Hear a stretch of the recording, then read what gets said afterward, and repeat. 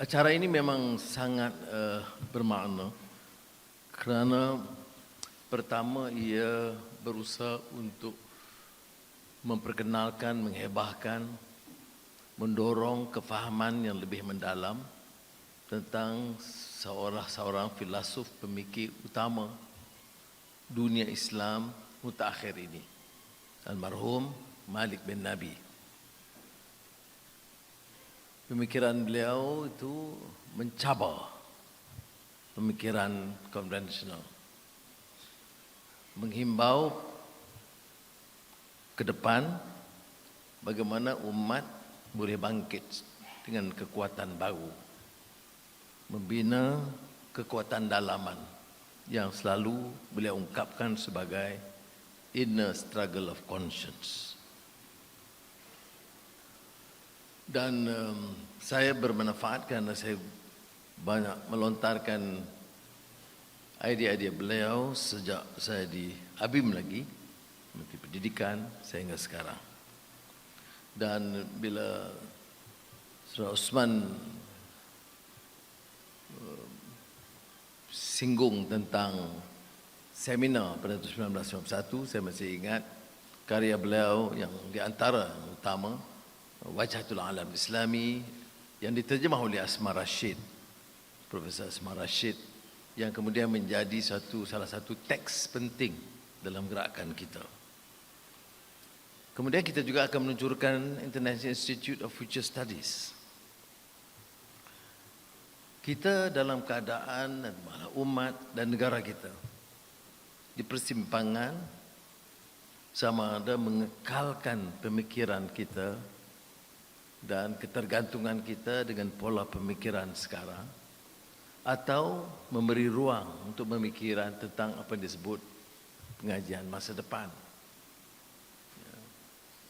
future studies. Dan sebab itu saya mendukung usul ini supaya meletakkan dunia akademik kita, terutamanya IIUM, supaya sama bukan sahaja memanfaatkan daripada pemikiran semasa, tetapi memikirkan, meneka masa depan yang terombang-ambing, yang tidak menentu. Cabaran persekitaran dan iklim yang berubah hebat dan kencang, geopolitik yang tidak menentu, politik yang sudah terhakis nilai kebenaran yang disebut post-truth. Ini semua harus difaham untuk memahami dunia yang mencabar, termasuk teknologi baru yang sukar diteka, seperti mana berlaku dengan penguasaan AI Amerika Syarikat dan penguasaan baru oleh kekuatan AI dari negara China.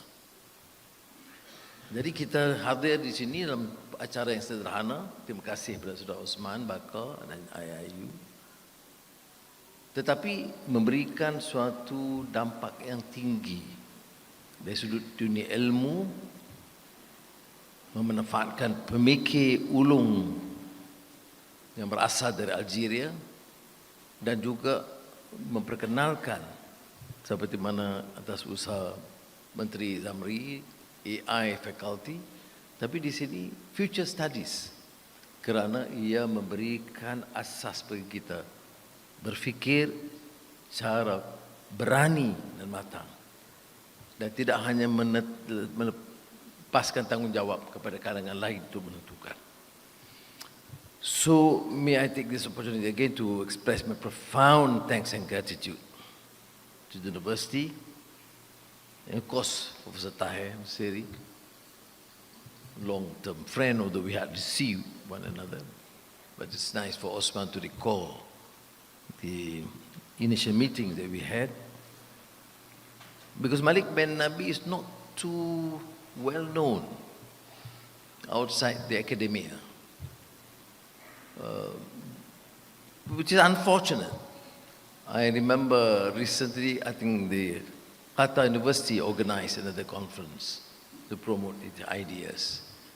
But what is exceptional to my mind is his Khaldunian understanding. Of course, he's essentially a great student of Ibn Khaldun, but his unique capacity in articulating issues, new challenges, geopolitical, colonialism, etc., but from a profound understanding, grasp of Islam and identity and values that must be part and parcel of the national struggle in Algeria and of course for the Ummah. Therefore, it is with pride that I join you today in marking two important milestones. The launch of a Malik Bennabi reader and the establishment of the International Institute of Future Studies. Though distinct, they are connected by a commitment to intellectual renewal, critical inquiry, and the shaping of a just future. They are endeavors that embody the spirit of Malaysia Madani. And thank you, Usman, Zamri, Tahir, and of course, Zia. Now, the unveiling of this two-volume work on the ideas and thoughts of Malik Bennabi is a cause for great delight. Bennabi's moral and intellectual convictions have profoundly shaped my own perspectives. So thank you again, Tahir Masawi, for bringing this admirable book to fruition. This may well be the most elaborate or comprehensive exposition of Bennabi's thought to have graced the printed page. It is a work destined to be a cornerstone reference for many years to come.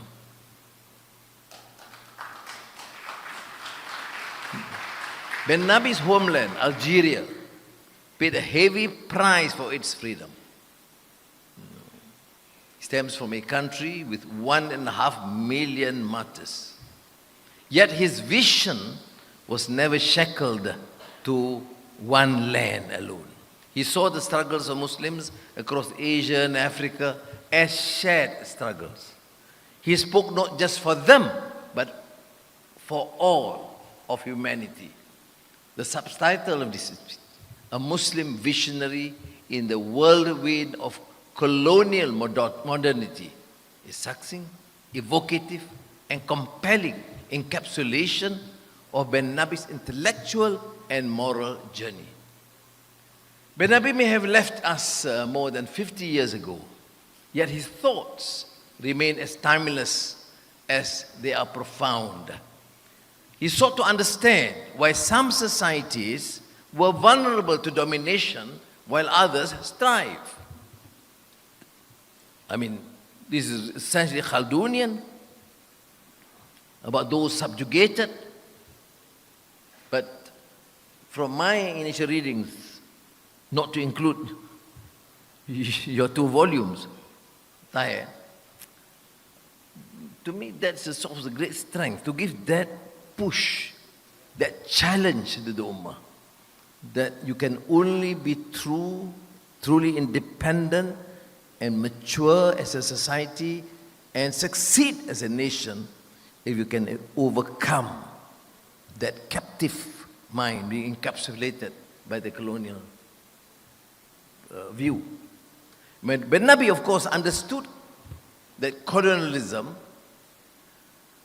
was not merely an external imposition, it was also an internal ailment made possible by the weaknesses within colonized societies. Those of us from this generation are familiar with the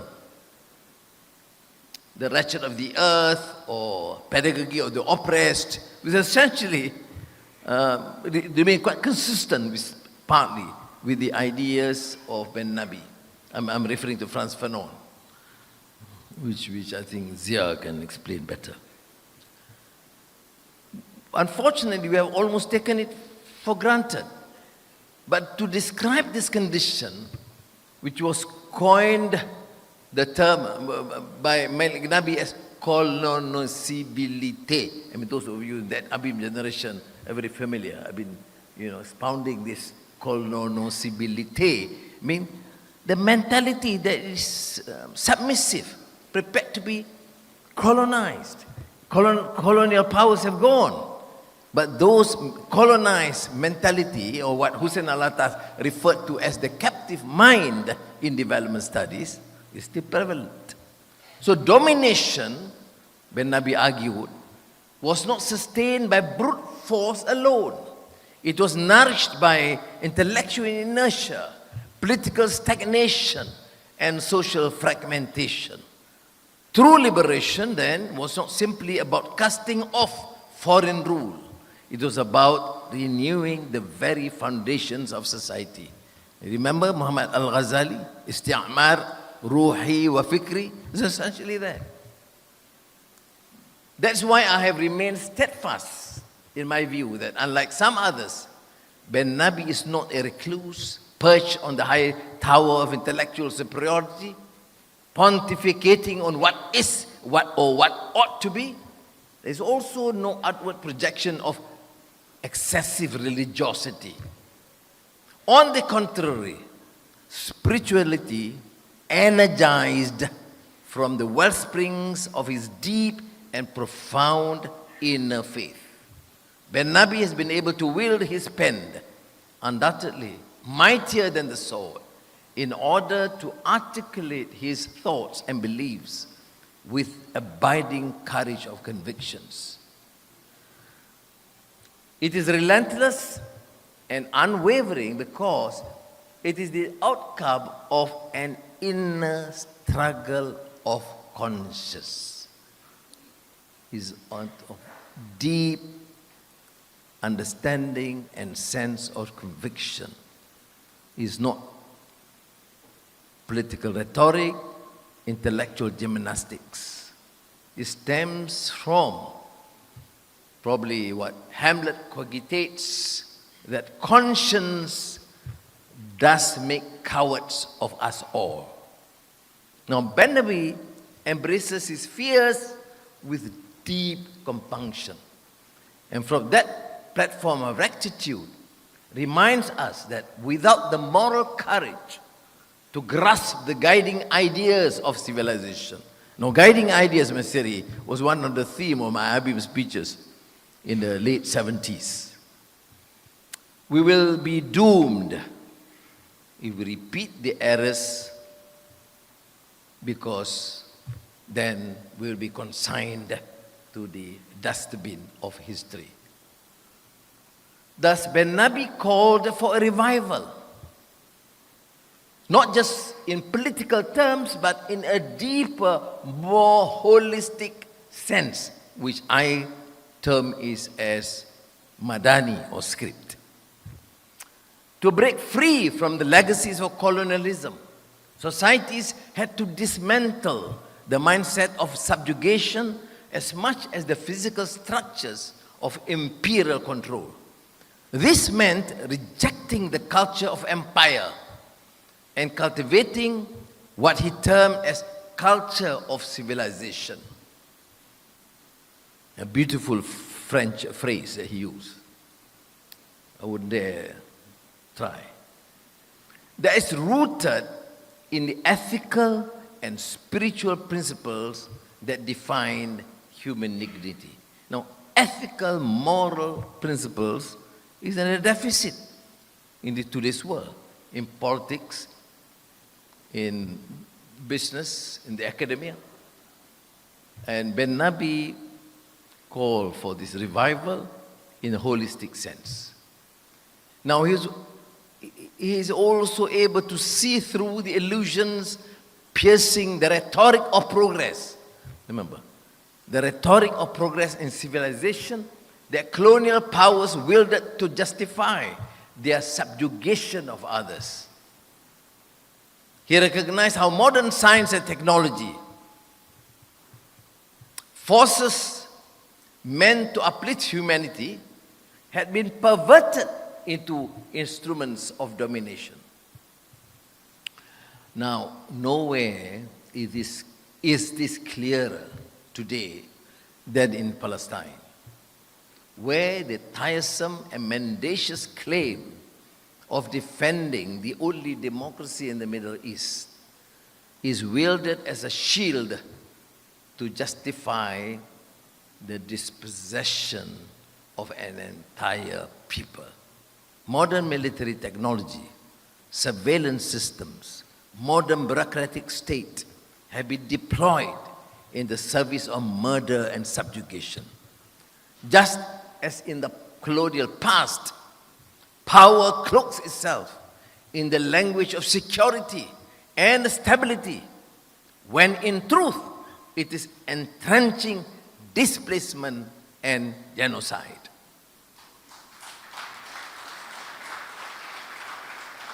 For Bennabi, this revealed a great disparity or decalage.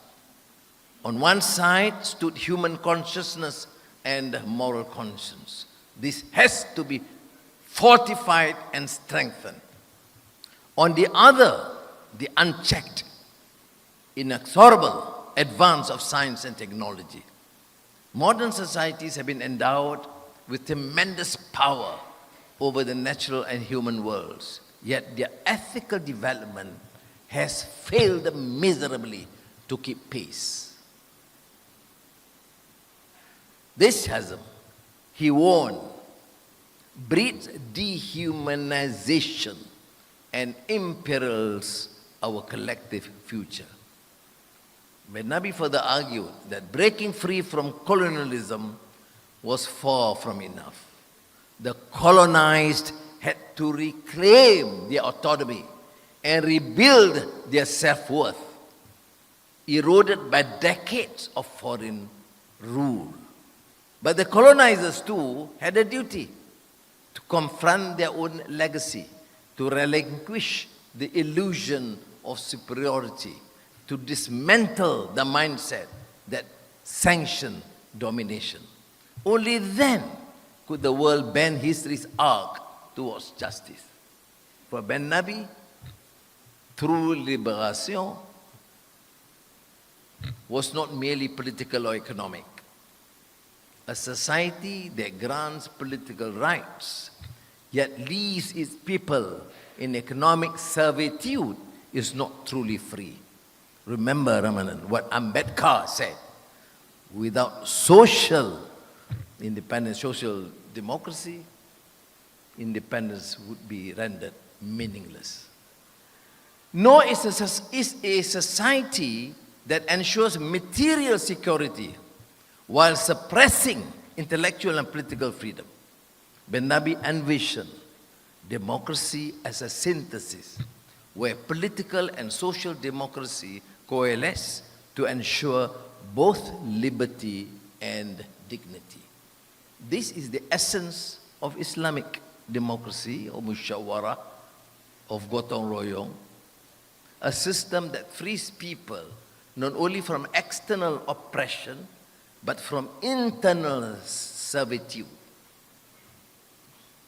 So, when the Quran declares that God does not change men's condition unless they change themselves, their inner selves, this is as much an injunction to bear responsibility for one's actions, and by extension into the arena of politics, clearly a commandment for accountability, without which democracy becomes a mere platitude. So I have popularized not just democracy, Zamri, democratic accountability. It's important for an UMNO leader to nod with me on this.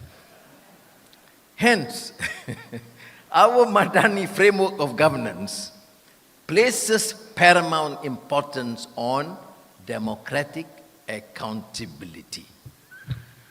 So, ladies and gentlemen, Bennabi understood that real change does not spring from grand ideas alone.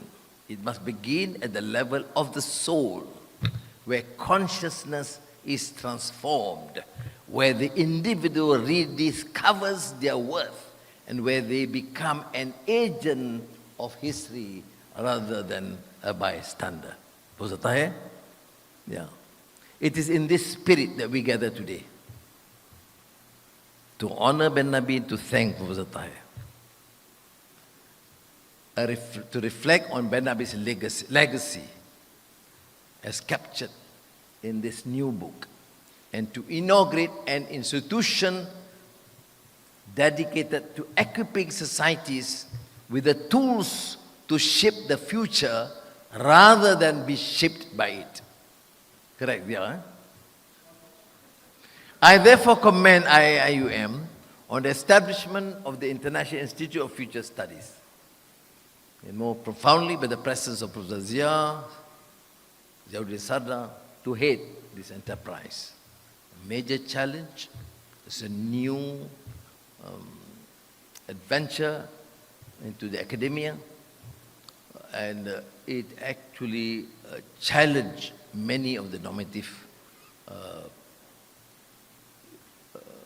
beliefs, and therefore don't be too surprised if it is considered to be a rather contentious or controversial institute. And I wish the Minister of Higher Education well.